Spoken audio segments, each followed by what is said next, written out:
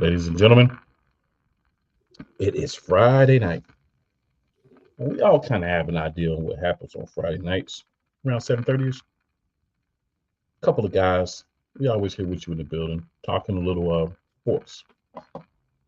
We got a little name we go by.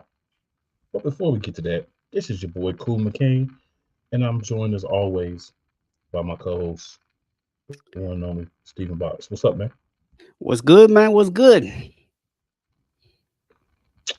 Just ready to talk some sports, man. But before we do, man, we got to remind the people who we are. First time, it hadn't been a while. Oh, you just like it. This is who your boys are.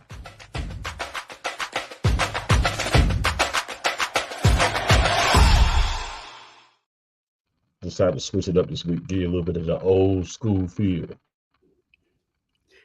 little bit of So, the man, drum line in there. something like that, something like that. So it's been a crazy week, man. A lot of things going on with sports, right? You might as well start in one place, man. Your boy, Mr. LeBron James. Mm-hmm. Two teams, two teams decided Two they was going to times. holler at the Lakers and try to get LeBron. Mm-hmm. So you're a Lakers fan. What are your thoughts on first? We'll start with the 76ers and their bid to get the Chiefs. I mean, to get LeBron. Sorry. You know where my mind's still at. Yeah. I mean, look, I get why people gonna make that phone call, right? But at the same time, I've said it the last like 2 years now. The Lakers are kind of stuck with LeBron until he decides to leave or retire, unless he comes out and says, "Yes, I want to be traded." Because if you get rid of him and then the team falls apart and he goes off and wins a championship, people are going to lose their minds. This is true. So you have no choice but to hang up in these people's face unless Brian Candy you went told you he wanted out. That definitely makes sense. It definitely makes sense. When I look at it, I'm not even going to look at it from that point of view because that's what it is. But also, logically speaking, how much better do you think you're going to make your team with LeBron? You think the team is going to take your second round pick for the next 2 years, a couple of first round picks, and a marginal player? If you want LeBron, you have to give up something. So what I read was that they wanted to talk to the 76ers call and talk about LeBron. It's like, is LeBron available? So the Lakers said, is Joel Embiid available? I And that mean, call didn't take long. I feel like that's an appropriate response, honestly. So No, I mean, the thing is, if you're going after someone's star player, no matter what team it is, what do you think they're going to take for that player? And that's what I think a lot of times the acquiring team doesn't think about. hmm I'm not sitting here about to give you LeBron James for a couple of draft picks and a marginal player or two. It's not going to cut it. so that's like fantasy football leagues where do be trying to get your star receiver, your star running back. Tomorrow's gonna give you like three number twos. Like, nah, bro, nah, good. You have to be realistic when you're attempting to make these trades. And that's simply the real truth of it. You have to be realistic when you're attempting to make the trades. If you're not being realistic, it's not going to happen. Yeah. And, you know, I think that was a reasonable aspect. Now, second one, we'll talk about this a little bit more. The Golden State Warriors wanted to trade for LeBron with a Mhm. package centering around Klay Thompson. Sir, for this one, I'm going to give you the full screen and let you talk about this. I This don't is need a full screen. hilarious. I don't need a full screen, sir. You're still getting it. You're still getting it. I don't need a full screen because I'm going to make this very short and simple. Hell no to the no, no, no. That's it. That's all I gotta say on that. Keep your broke down bag of chips over there where he at.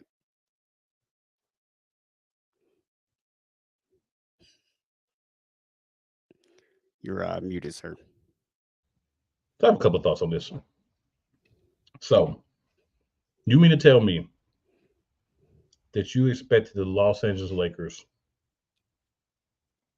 to trade you LeBron James for a couple of number one picks and a package centered around Klay Thompson?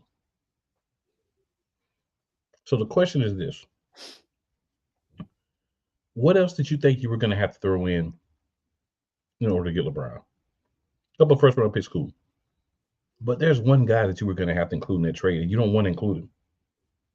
And that would be one Jonathan Kuminga. There's no way the Lakers would make such a trade if they were going to do it, hypothetically speaking, if you're not going to give them back another young stud to play in that. Doesn't make sense. You have to think about when you're making a request again, what's going back the other way. I'm not going to give you $20 and you give me a piece of lettuce. It's not going to work that way. So that's my first thought. Second thought. Well, okay. So we're going to assume that what AP says over here is true. That makes it even better. All right. So Will Vog says, hey, guys, good evening. What's going on, Willie? Hope you're still in the comments. AP says, did you hear the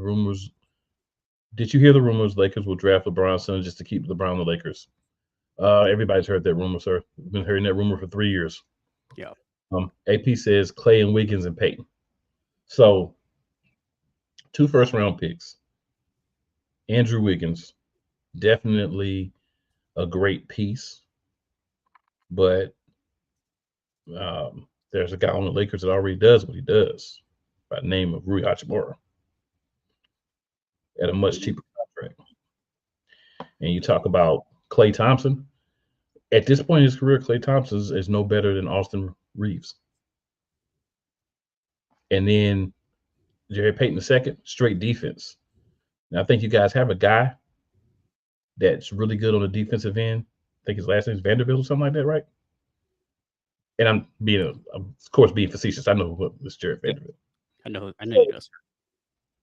You're wanting to trade a couple of first-round picks and 3 guys that they already have equitable pieces for, and you think that would, if they were wanting to trade LeBron, that would get you LeBron. Yeah. State, shame on you. Yeah. And AP, I'm going to let my co-host address this comment. Since he is a Lakers fan, I'm going to let him address that comment. I mean, look, yes, the Lakers need a bench, but here's the reality of the situation. The biggest problem that LA has is keeping LeBron and AD both healthy. That's their biggest problem. If they can keep those 2 guys healthy, the starting lineup is good enough to win a championship, even without a deep bench. But the problem is you're going to bring guys in on that bench that are going to be able to come in and give you the production you need if either one of those guys are out.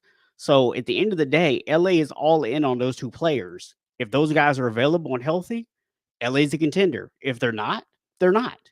And it doesn't matter who's on the bench. Well said. Well said. I would just like to add to that. Is it that the Lakers need a bench, or is it that they need to get the guys that are on the bench on board and playing better? There's definitely something to be asked in terms of player development. Yes. That to me is a bigger piece and a bigger concern. Yes, that is a fair question. And when people criticize Darvin Ham, that is the place where I'm going to look at is, are you developing some of these guys? Not are you getting the most out of your stars, but are you developing the other guys? Exactly. No, sir. We're going to get to our Super Bowl wrap up, but got to talk about something else, NBA real quick. Then we'll go to Super Bowl. Then we'll come back to the All-Star game predictions. So, Michael Porter Jr. To shake my head before I even start this. Was asked in an interview about WNBA players, and according to him, them say that they wanted to be paid like NBA players. I'm not gonna give you his exact comments, but I'm gonna give you kind of an idea of what the man said. So basically, what MPJ was saying was that Every sport has good players, even like poker. I think he used ping pong as his example, but they don't get paid like, you know, NBA players. Yeah. Then he also said the women's, and this is the part that really, because until he said this, it was like you tiptoeing, but you hadn't went over yet, right? Hmm. Then he said, yeah, they need to lower the rim so the women can dunk because I love to see the women dunk on each other. Long story short, you are not welcome within female NBA circles anymore, sir. WNBA circles, you're not welcome anymore, sir. Yeah, I was gonna say, you better walk that comment back, sir. They're gonna come for you for talking some female. No, female NBA 'Cause circles, that's the other they're thing. not going to want to hear that. Because that's the other And thing they were mad also, at him about. well, they weren't mad at him because he said female. They were mad with him because of the connotations that he tried to put with it. So I actually did listen to the entire thing, and then I, just give you guys like the Cliff Notes version. I'm gonna simply say this, and this is all I'm gonna say about it. We're attempting to help build the WNBA. You can feel how you want to feel, but there's a time to say, you know what? Okay, AP, the basket is not lower, sir. It's not lower. So the problem is we're attempting to build a game. We're attempting to help make the game a more global game, a better game, get more people excited, more people watching. And I've said this on the show before. I'm gonna clarify it again. What the women in the WNBA want, and Kelsey Plum said this, they're not expecting the same pay as NBA players because they understand they don't make as much money. They don't generate the revenue of NBA players. They want the same revenue sharing model as the NBA, right? That's what everyone's missing. That's what Michael Porter Jr. missed. So again, the only thing I want you to take away from this is let's not act like the women can't play. The game is more fundamental. There's way less flopping. There's more focus on scoring, defense. That's why the games aren't 170 points, 150 points, because they're focusing on the fundamentals, defense. They can miss shots. Um, they're not able to travel, right? They're not able to do a lot of the things that used to be rules. So let's be honest, the NBA just lets people do now. Doesn't matter who you are. Some people get away with it more than others. That's why they get so upset when you call traveling on them because they travel 2/3 of the game. It's like, oh, you're gonna pick this one play to call travel. You can let me travel the whole game. Yeah. So it's a more fundamental way to play basketball. It is different from the NBA. It's not as many big highlight dunks and big highlight trick plays, but it's a fun fundamental game. At least I and a lot of other people that I'm around feel. Um, is it going to give you the same vibe as an NBA game? No, it's not. That's why it's not NBA. That's why it's WNBA. If you want to say, oh, women aren't going to be as athletic, as strong as men. I mean, that's your own personal opinion. I mean, we could go through scientific arguments about it or whatever, but at the end of the day, they're playing together. They're not in the NBA, they're playing their own league.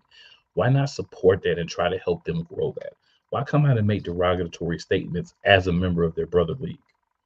And this is where I think Michael Porter Jr. completely missed the target and where he really disappointed me and a lot of other male fans of the NBA as well that like the WNBA.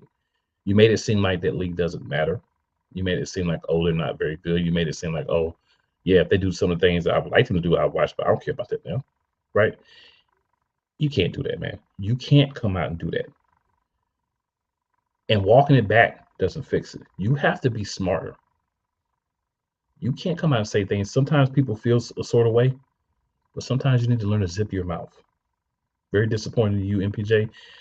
I don't know how you're gonna come back on the feel of how people feel, right? Personal opinion. I don't know how you're gonna come back from this one.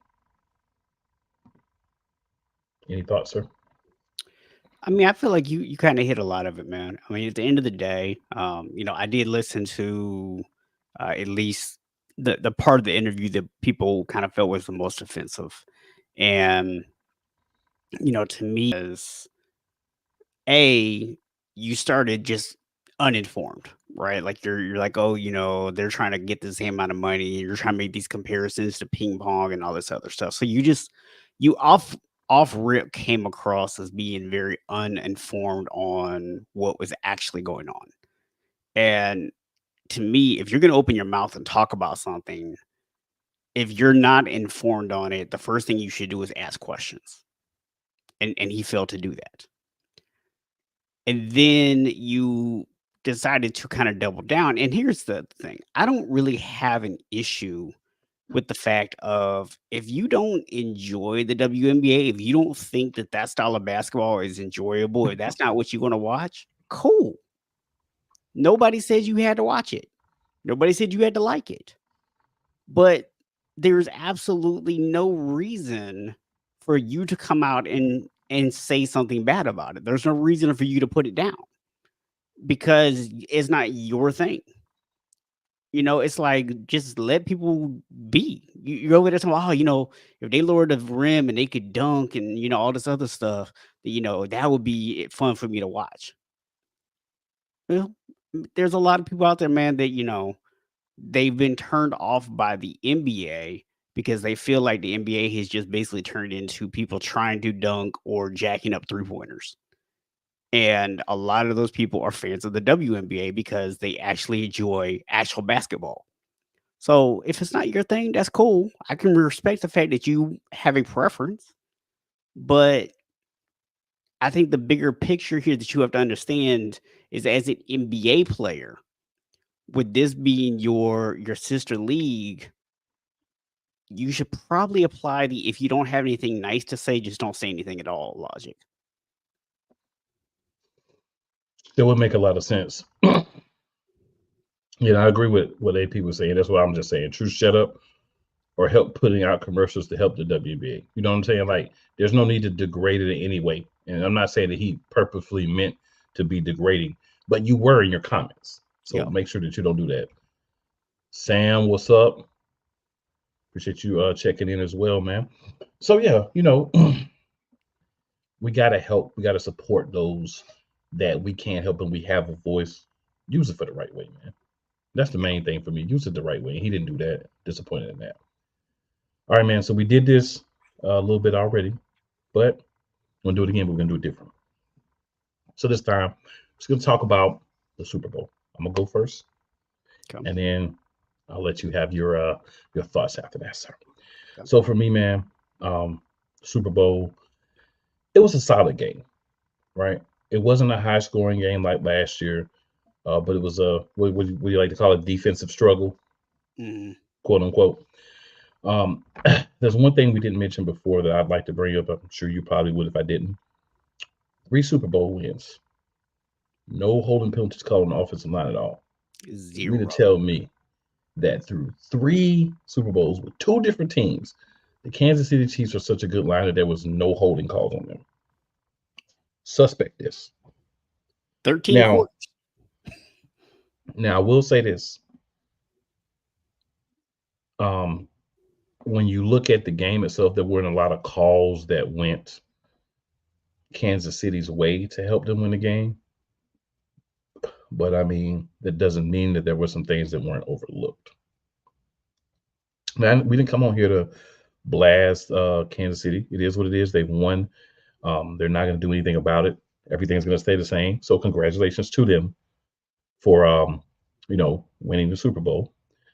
Just be prepared next year, because I think the 2 teams that you've beaten in the last 2 years are very interested in getting back and getting their pound of flesh back, getting their lick back, and kind of saying, hey, we coming. So I'm not going to sit here and say it's going to be the Eagles, because there's lots of these to happen. But the core talent is there. It's just a matter of the correct coaching and filling in the gaps. I'm not going to say it's going to be the 49ers. They have a good shot, right? Every time you're there and you almost make it, people always say, oh, you're the favorite to win next year. Happened to us last year. It's going to happen to 49ers. It's just fine. It's whatever. But I guarantee you that these 2 teams are really motivated, hopefully, to try to get back and get their league back against that Chiefs team, because that team is beatable. But what I like the most about the game, and what I will say positive about Patty Mayonnaise, I like on that last play, it was supposed to be a shovel pass, but he saw that wasn't going to work. And since he saw that it doesn't work, he went off script and did his own thing, which is how they got that, that ending score.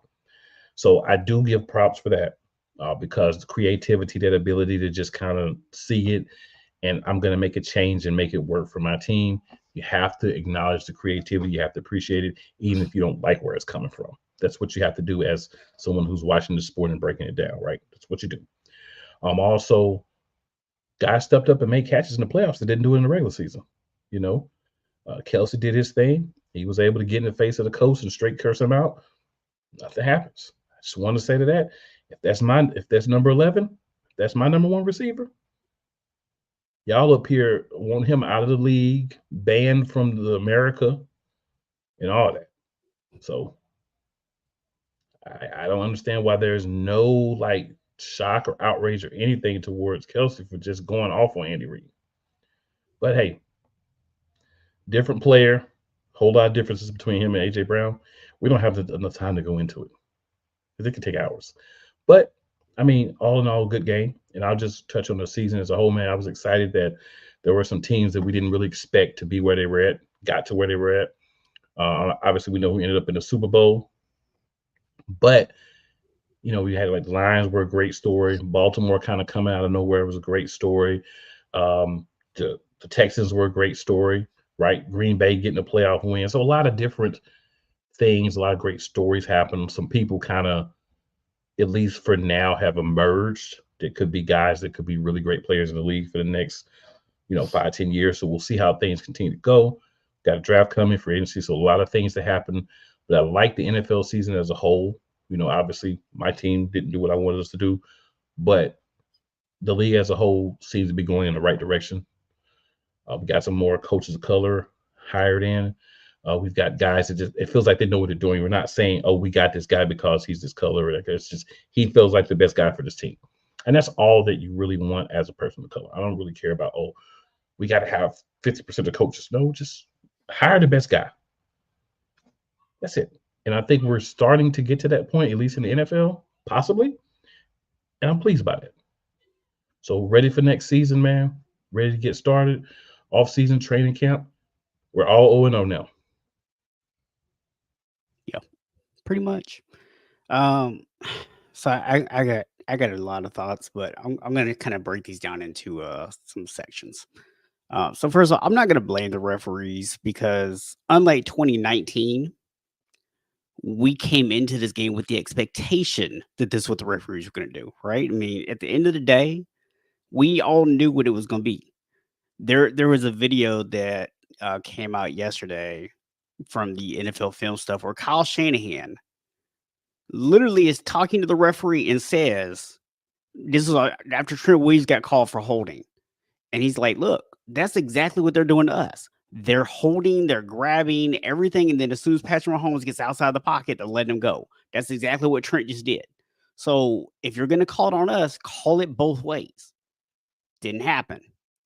Again, 0 holding calls in 3 Super Bowls for the Chiefs. This is an offensive line that gets called for more holding than every other team during the Super Bowl or during the regular season. And suddenly they get to the Super Bowl and they do not hold at all, apparently, despite the fact there is a lot of video footage of them holding. But again, I said going in, and yep, they both didn't get any calls because nobody else did either. But at the end of the day, I said going into this game, we knew this was going to happen. We knew they were going to get the calls, right? So it is what it is. Now, you want to just delete this moron over here? Block this jerk face on Facebook. So, anyways, the other thing is I'm really irritated by a lot of the narratives coming out of the Super Bowl. And I feel like other teams, they take some heat after losses, but for some reason, man, it's like it's a lot different with my team, right? So, first of all, is the overtime decision. I've seen everybody be so critical of the overtime decision. And personally, I agreed with it. I agreed with it at the time. I agree with it in hindsight. Our defense just got marched down the field on. The only reason that Kansas City scored a field goal at the end of regulation instead of a touchdown was because time ran out because they intentionally ran the clock knowing that they had the field goal in their pocket. I keep hearing people talk, oh, if we had made that extra point, we made the extra point, we're up 4 points. Patrick Mahomes is going for the kill shot at the end of regulation and probably puts it in, right? So the game probably ends in regulation. So you go into overtime, game is tied. You have two choices. You could put your defense that literally just got marched on back out on the field. Patrick Mahomes goes down and scores, and now you put all the pressure on Brock Purdy to go down and match him. And even if he does that, you're going to hand the ball back to Patrick Mahomes because guess what? Everybody's talking about, oh yeah, Kansas City would have gone for two if they needed a touchdown and they scored and they weren't going to give it a third overtime. Man, if Kyle Shanahan went for two and didn't get it, y'all would lose your minds. Okay, because it's okay for Andy Reid to do because he has the greatest quarterback of all time. Patrick, if Kyle Shanahan did it, he'd be stupid, just like y'all criticized Dan Campbell for it. So to me, I'm just sick of the narratives. I'm sick and tired of people saying all this stupid stuff because you're going to ask Brock Purdy to go down and match Patrick Mahomes, and then even if he does, you're giving Patrick Mahomes the ball back with sudden death. I'm sorry, but to me, potentially giving Patrick Mahomes that third play or that third possession is way worse than you giving him the ability to know he needs to play fourth down. The one fourth down play they had, they would have gone for that no matter what. There is no way that wasn't going to happen. Now, AP, I'm going to respond to your comment here, right? You said that you don't understand why the team didn't know the OT rules. Listen, I'm not going to say that that's a good look, right? They should have known the OT rules. But Kyle obviously knew the OT rules. He made a decision based on that third possession. So obviously he knew them. The guys knew what the rules were when halftime started, so they went out onto the field with the expectation of knowing what the rules were. Is it a good look that they didn't talk about it beforehand? No, it's not. But at the same time, is that what cost us the game? No. Again, this is exactly what I'm talking about. These are the narratives everybody wants to push out to try to make my coach look bad. And I'm sick of it. Um, I don't think Taylor Swift had a factor because the Chiefs have been getting away with bloody murder in the Super Bowl every single season for the last like 5 years, except for when they played Tampa Bay. So no, I don't think Taylor Swift was a factor in it because they've been getting these calls. Are you just silent mouthing me over here? So Damien's comment here. Damien says Kyle Shanahan is wrong for firing Steve Wilkes, and especially after that stupid press when you are going to take actions for your mistakes and stop making excuses and blaming others. Well, let me break a little something down for you, Damien. Kyle Shanahan did actually take accountability for his mistake. And the mistake he made was hiring Steve Wilkes in the first place. Now, I want to be very clear. I like Steve Wilkes. I think he's a very good coach. I really hope that he gets another opportunity. It was not the right fit. We clearly had an idea in our head that we were going to bring in somebody to help make our secondary better because that's always been our weakness. And that the idea was we can keep everything up front the same, get the same production out the front while improving the back. Now, Steve Wilkes did his job in terms of improving the secondary, and I'm very thankful for the fact that you developed a lot of guys in my secondary this year. But our run defense became atrocious. Through most of the season, our pass rush was atrocious. And then there were multiple times this season where you went into these soft zone coverages on 2nd and long, and you basically gave people 3rd and convertible. You did it in the Super Bowl. In the Super Bowl, you went into a cover 0, gave up like 20 yards, and then a couple of plays later, we're going to run the exact same defense that you just got burned on again. And your coach had to call a timeout and say, dude, what are you doing? Did Steve Wilkes get fired for the Super Bowl performance? No, he didn't. Were there things in that game that may have just like been the final little piece that pushed it over and solidified that it was going to happen? Maybe. Do I think he would have got fired if we won? It's a little harder to fire a guy after you won, right? But Steve Wilkes got fired because it was never a great fit. And you know what? It's not completely Steve's fault. It's on Kyle for trying to bring him in and force him to run our system when that's not really his system. Steve Wilkes is used to running 3-4 fronts. And we asked him to come in with our wide 9 4-3 front and just fix the back end and keep everything else the same. It was never a good match. Some of y'all aren't going to agree. Some of y'all going to want to say that it's scapegoating and all this other stuff. You're wrong. So there's some other things I could talk about, but I'll leave it there and kind of bring it back to you in case you have anything you want to comment on there. So I'm gonna just go through some of the comments we have here. That do have a comment on the Steve Wilkes situation. So AP says nobody knows how to catch during the regular season. Excuse me. But in the Super Bowl, everybody catches everything. Laugh out loud. They were catching the whole playoffs. Yep. Then he says, have I noticed the season been about rookies showing out? It definitely was. There was a lot of rookies that started to show out. And we got a little love here. We got Shady Sports says Anthony Price love the profile pic. And of course, AP. Thanks, Shady Sports Network. All right. So Damien, of course, has something to say. So is it Steve Wilkes' fault for Greenlaw to dance to Usher's song and trip over himself and getting himself injured where he could have helped the 49ers win? Is it Steve Wilkes' fault that Greenlaw got injured? No. But is it Kyle Shanahan's fault that a guy got the back of his leg hit and caused a muff punt? No, but y'all like to blame Kyle Shanahan for stuff. So I mean, the thing is, as a coach, you work with what you got, right? You work with what's out there. What adjustments did Steve Wilkes make to Dre Greenlaw not being out there? Because I'm going to tell you right now, when Kansas City started moving the ball, they were abusing those linebackers they were in for Dre Greenlaw. They went to cover 0.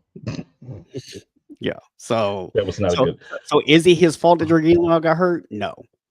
But did he make the proper adjustments? Not necessarily. And like I said, I don't think the Super Bowl itself is why he got fired. Here's what I'll say. I've watched some 49ers games. I've watched one entirely and I did not like it. I watched another one entirely that I enjoyed. But I've watched some, 49ers games.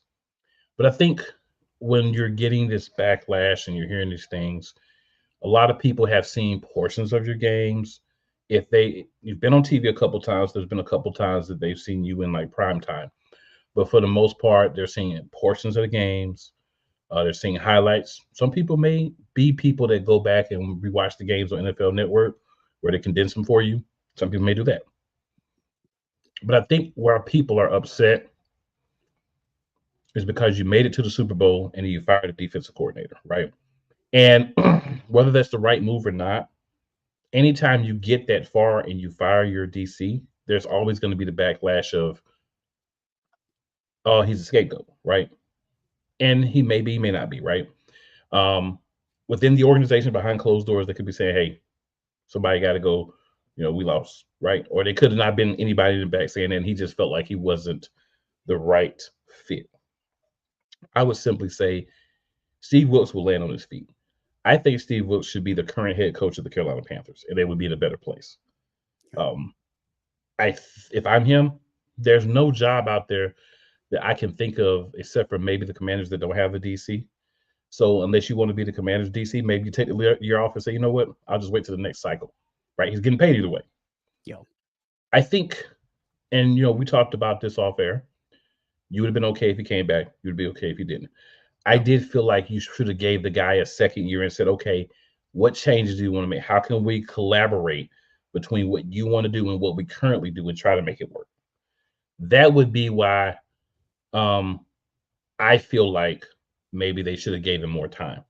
I don't feel like, oh, they're wrong or they made him a scapegoat, but I think if you're going to bring in a guy to be the coordinator, you have to give him multiple years to really allow him to get the players that he needs, to get the scheme in place and kind of get everything to work. I've had the same criticisms about Sean Desai getting let go after 1 year and being relieved of his duties as well. So this is not just a 49ers thing for me. This is a belief that I have when you bring in a new DC. You have to give that person time to really get the players, get the right personnel, and run whatever they feel like is the best defense that they can run with the personnel that they have. So that would be my thing where I would say maybe they fired him too soon, but I wouldn't go as far as saying it's a scapegoat. But again, outside people who haven't seen as much of the team as you are going to feel that way because of where they ended up. yeah.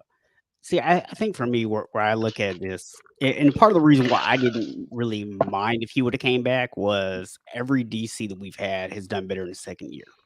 So I would have been optimistic that some changes could have got made, that we could have did some things that actually would have made it work out a little bit better the second year.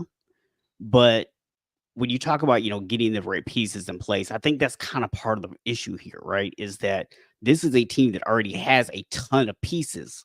They already have all those guys in place. And so there was very high expectations that you're going to come in and utilize these guys to in the best way possible.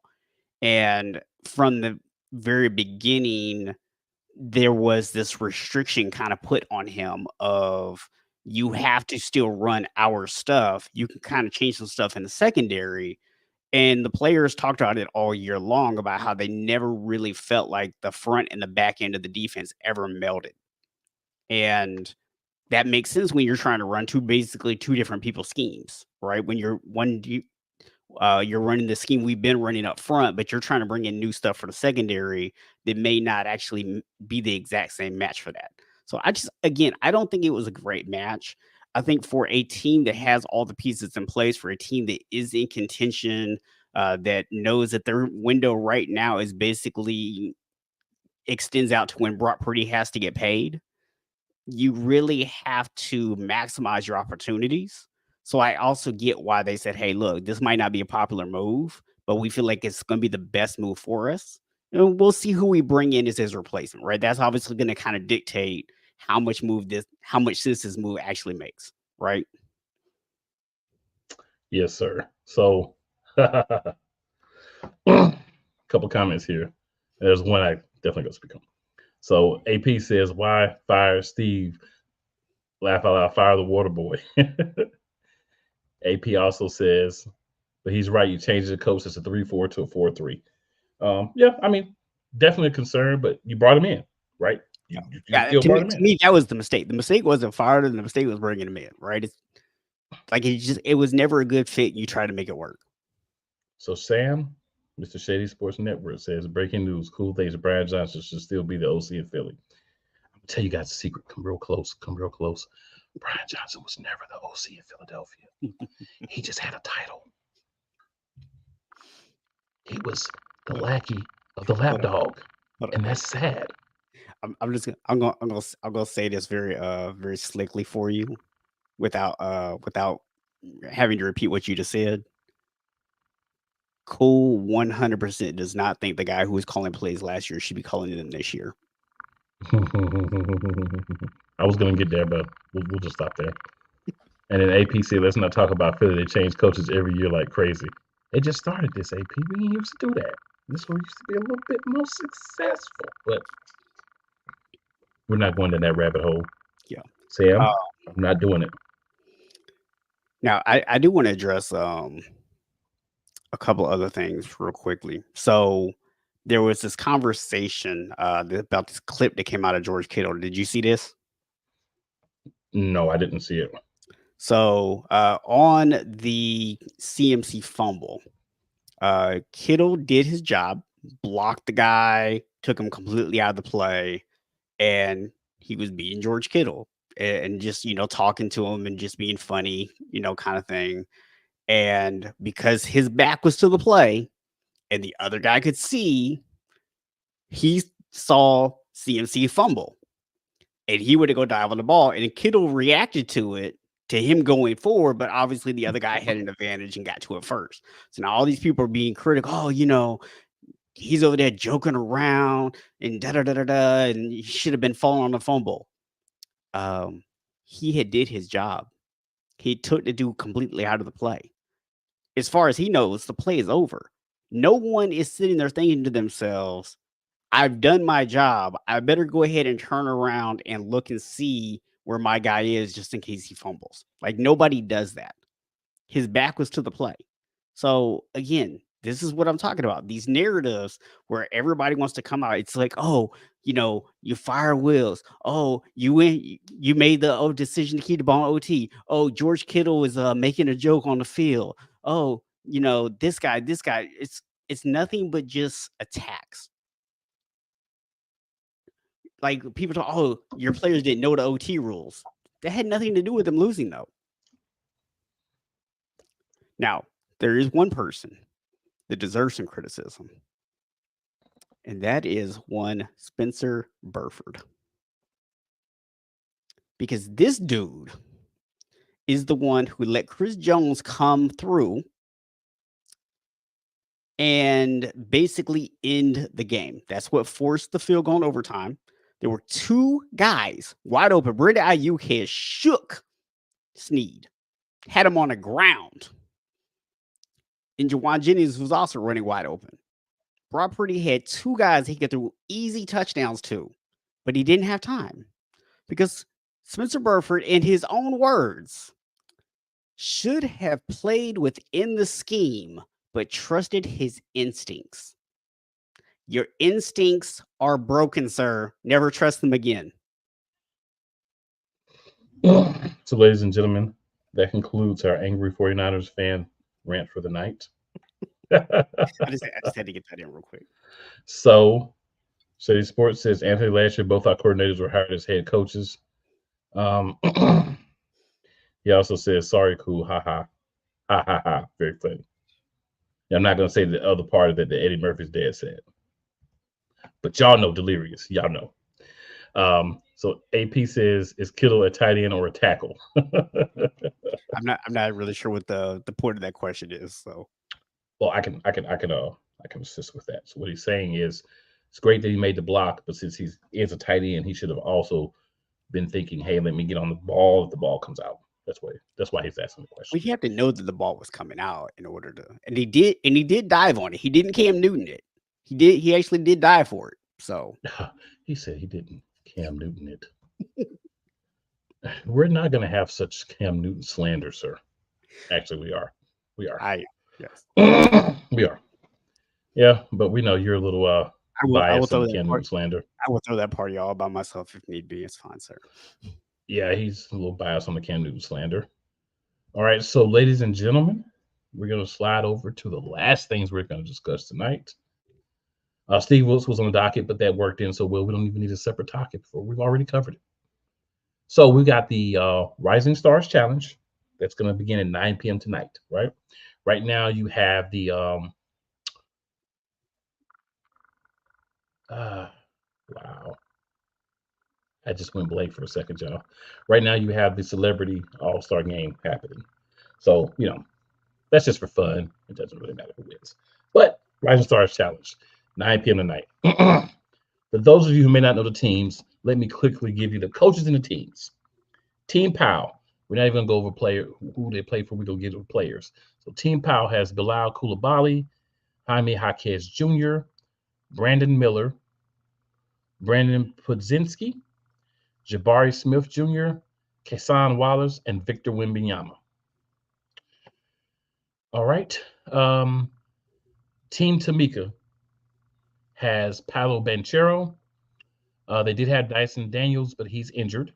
They have Jalen Duran, Cavante George, Scoot Henderson, Jaden Ivey, Keegan Murray, and then injury replacement Vince Williams Jr.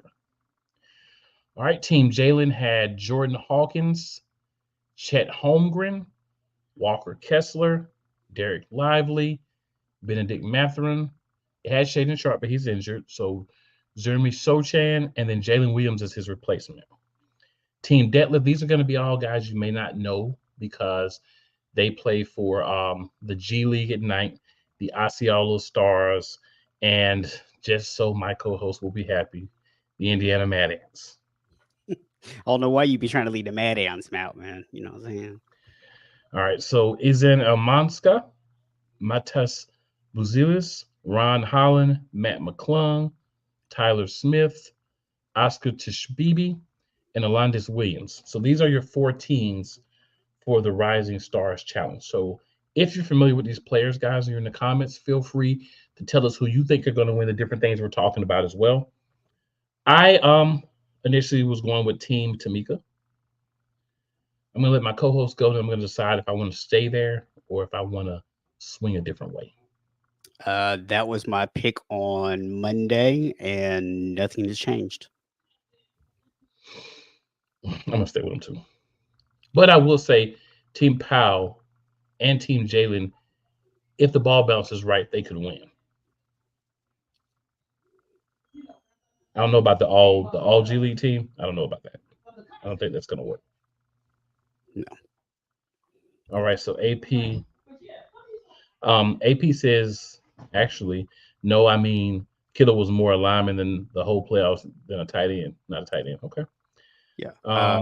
AP, all I'll say is Kittle and Debo both had some explaining to do for why they completely disappeared in the Super Bowl. I agree. All right, and then AP says how you like the new court. Haven't seen it. AP also says Tamika's team is winning. All right, so Damien says this here. Damien says, I find it funny how everyone wants to bash Purdy for making and losing a Super Bowl, but nobody is bashing Mahomes and Kelsey for still partying after what happened at the parade. Prayers for those affected. Hey, I just said it. One team is media looking for any reason to bash them. The other ones are the NFL's sweethearts, as my co-host pointed out. Just about anybody else in the league was sitting on the sideline of their coach's face like that. They're not getting treated like Travis Kelce is. They're not. They even tried to relate that to Kirk Cousins having a heated discussion with his coach, not up in his face, cursing him out, spitting on his face. And not just that, grabbed him first. Yeah, grabbed him before that too. Like physically grabbed him and turned him around, and he got in his face. Yep. All right. So after the Rising Stars challenge, of course, we're going to matriculate on over to Saturday. Saturday is going to be a very interesting day. So we got a couple of things, but the first one we got to talk about is Steph versus Sabrina. So chat, same thing. Who you got winning? Steph versus Sabrina in the 3-point challenge. I'm excited about it. I love I'm a big WNBA guy too. I love the exposure for the WNBA. I love them getting one of their ladies here in this prime position. And I do believe it's going to be 2-on-2 next year because Miss Caitlin Clark, who has set the record for most points in a career as a female, and she's going to beat Pistol Pete Maravich's record, I believe, as well, or get very close. I think she's going to have to be added to this next year. But me and my co-hosts have talked about this. We're both picking Steph. I think this is going to be a lot closer for me than most people think, and I think Sabrina's going to put pressure on Steph. And I think it's going to be a very exciting matchup. But I do think Steph is going to pull it out in the end. Yeah, I think she'll hold her own, but you just can't bet against Steph in a 3-point contest. Yeah. So Damien and AP agree. It's pretty clear that makes sense. All right, so the next event that we're going to talk about is the Kia Skills Challenge. So I wanted them to go to individuals. They went back to the 3 man. They still are doing the 3 man team, so it is what it is. So Team Pacers, we got Tyrese Halliburton, Benedict Mathurin, and Miles Turner. Team Top Picks, we got Paolo Banchero, Anthony Edwards, and Victor Wembanyama. And in Team All Stars, we got Scotty Barnes, Tyrese Maxey, and Trey Young. Box, who do you got? I'm gonna have to go. I gotta remember who the teams were again. I heard you say it, and then I just like went blank. What was the three? Uh, Team Pacers, Halliburton, Mathurin, and Miles Turner. Top Mm, picks, Banchero and Edwards and Wembanyama. And then Team All Stars, Scotty Barnes, Tyrese Maxey, and Trey Young. I'm gonna have to go. Team All Stars. I just feel like I feel like they're better suited for it, right? There's a wider variety skill set there that's going to, I think, help them in this contest. I would say if I was picking, that would be my top pick. If I had to pick someone else, it would be Team Top Picks because you got Ant Edwards, who's all everything right now. Banchero, really good, very versatile guy. And Wimiana, he is a big, but he can dribble very slowly, but he can dribble. And that's long frame. Ball's got to take further to go up and down. I mean, Yeah. there's nothing you can do about that. But if I was picking off the bat, I would pick Team All Stars. But Team Pacers would be my last pick because I just don't. Miles Turner and skills challenge drills. I just I'm gonna have to say that's not the best way to look. Yeah. I see AP's comments. Hey man, we getting older, man. It happens.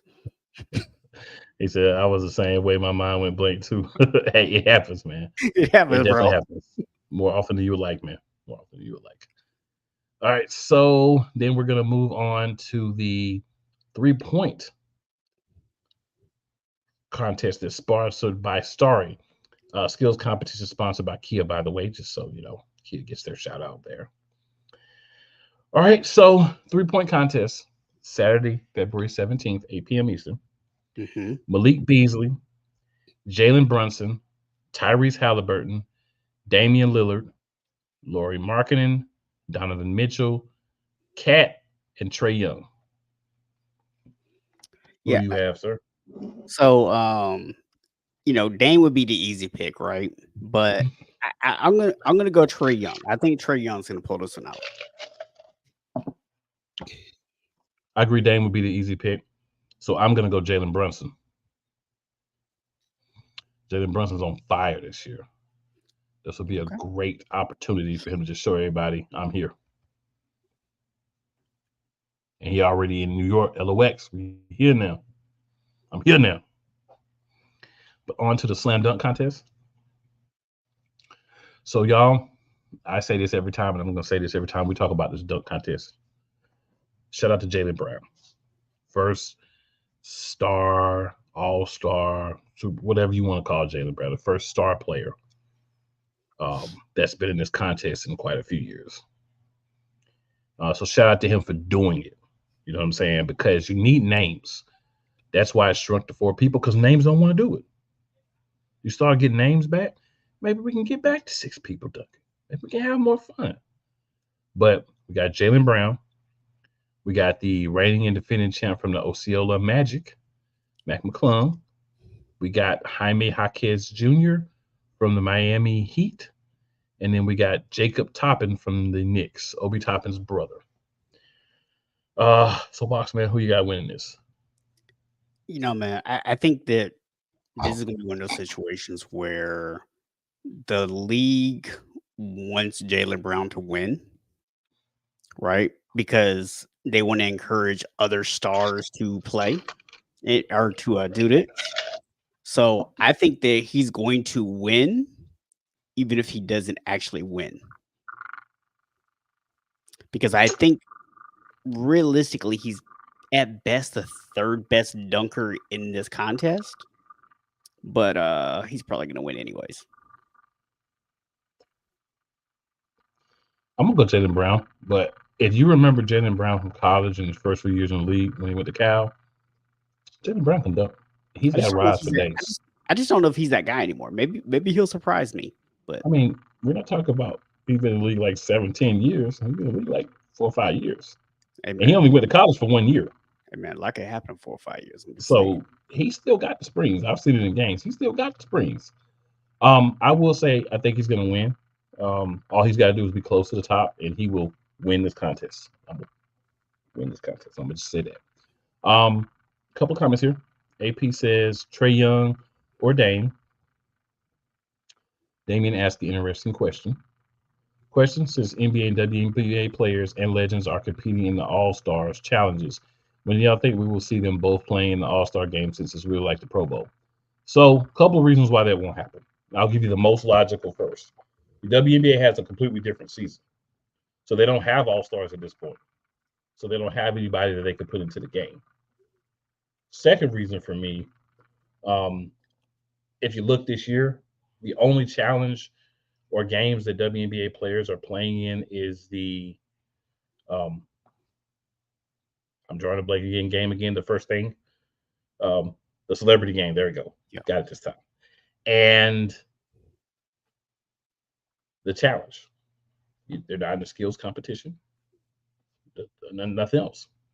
So I think you're seeing that now that the WNBA is becoming a little bit more popular, they're trying to popularize their own all-star games, their own all-star event versus trying to ride off of the men. And thirdly, I'll say to your second comment here where you said not that much competitive and aggressive. See, I would agree with that. We were talking about the last few years where we had to reach a certain amount of points and whoever, just add 24 points to the 32 points of the last score, or whatever, and I know the rules. I'm just making light of them because they're no longer in play. I never liked them to begin with. But we're not seeing that now. We're going back to you score the most points in the game, you win. Doesn't matter. You got a time frame again. Right? We're going back to a fourth quarter. It's actually time like the other three quarters. They're still going to keep whoever wins each quarter gets stuff donated to their charity of choice, but we're going back to the four quarters, and there's no special points you have to reach to win. You just have to have the most points at the end of the fourth quarter. We're going back to that. We're going back to East versus West. So I think we're going to see a lot more competitiveness. And truthfully, in something like a 3-point contest, I'd love to see the ladies go up against the guys because it's a controlled thing. Skill competition, I wouldn't mind a group of ladies doing that either. But because it's not their season, it doesn't really make sense for anything but the 3-point contest and the celebrity game. For me, you may have some different thoughts, sir.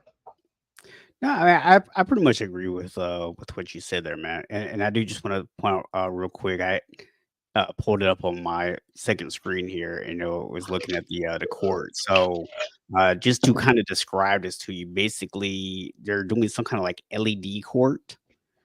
Where they're actually doing like different like graphics and stuff underneath. So they got like flames going around the court, and they got little stars popping up, and they got like the Ruffles logo with a blue line around the 3-point line, and like the graphics keep changing. And I'm just gonna say it's kind of cool looking, but also very distracting. Sounds like a headache. Especially during the game. It's not really something like it would be cool to have something like that, say during like play or introductions and stuff like that. But for the actual game, not a fan.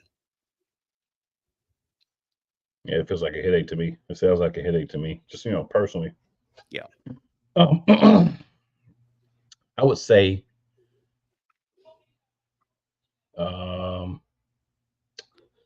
so AP says this weekend the 3-point contest will put the WNBA on the map to do more next year. Yeah, I'm saying that for me, the more people involved in the guys versus girls 3-point contest. And hey, I would love to see that. Hey, and if she pulls the what I think most people would consider the upset, it could be really big for them. Says try a 5 versus 5 shooting contest, men versus women. I don't know if we'll get 5v5 next year, but they're going to have to at least do 2v2 because Caitlin Clark has got to be in this game next year. She's got to be included in next year, right? Sabrina Ionescu's not going anywhere, and you got to include Caitlin Clark. So maybe you get like Dame and Steph next year, or whoever wins this year and Steph, or Maybe Reggie and Steph. I don't care. Just somebody. All right. And then Damien says they got a court you can make on 3K. I know Michael Porter Jr. wishes some women would get into the dunk contest. But only if you lower the goal. Only Florida goal. Yeah. Yeah. MPJ, a little disappointed, bro. Honestly, yeah. But hey, it is what it is. You should be a lot disappointed. Well, I would be more disappointed, but when you look at Michael Porter Jr., he looks like a guy that would say some stupid stuff. So when you kind of, you already look like you gonna say ignorant stuff. I can't be too surprised when you prove me right. So I that's mean, why I'm only a little disappointed. Anybody who's watched him play should not be that surprised by his opinions either. I wasn't gonna say that because I'm a Nuggets fan, but I'm not gonna argue with you about that one bit. Yeah. Not gonna argue at all. Yeah. I'm not. We're just gonna say that I'm not surprised that he prefers a style of basketball similar to what he plays. You know what's funny? He just started dunking like last year. That's why he want to see it. Because before then, the only thing he knew how to do was shoot threes. Maybe he feels like his comment was uplifting, man. Maybe he felt like he's like, I finally got there. I want to see other people join me.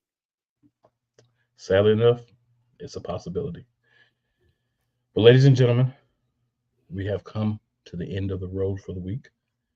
You get a chance to see the last half or the last portion of the celebrity game. Also, go check it out. Get a chance to see all the other good stuff. And hey, we'll be back here next week to talk about some of that, as well as everything else happening in the world of sports. NCAA, March Madness will be around soon, so we're going to talk a lot more about that now that we got football out of the way. So be prepared. Come with your questions about college basketball, but don't get crazy now. Don't be asking us about small corner Louisiana State and their chances to win the Sundial Conference, Southern Division. Don't do that. Make a great guess though.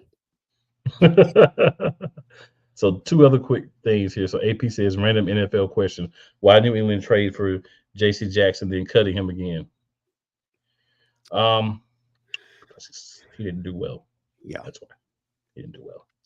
For the same reason that people take the ace back and realize they made a mistake. Why Damien say we should do a roasting channel like they do on Comedy Central? Damien, man, I guess it's a compliment. Appreciation. But yeah, so make sure you tell 2 of your friends, 4 of your enemies, come check out your boys. Just because they don't like you doesn't mean that they won't like us. Boss, any final comments before we roll up out of here for the year? I just want to throw out real quick in case it happens before we come back. There's several guys I would like to see as our DC, but my dream hire would be a guy who's very familiar with the system we want to run. Go ahead and tell Pete Carroll he really wants to stick it to Seattle. We got a spot for him. That's terrible. And I psyched y'all real quick before we go. Boss, who you got winning an All-Star game? Who you got for your MVP? West Side is the best side. And I don't know. MVP is going to be a little bit tough. I'll go KD.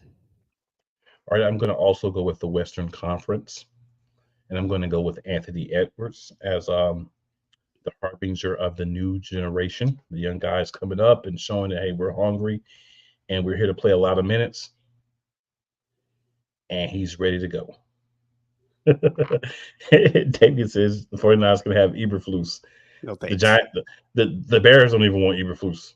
They're basically Nick Sirianni in him. And then AP says, why not Rex Ryan? The last time Rex Ryan coached in the NFL, gas was like $1.50. With that, we are out. We will holler at y'all next week.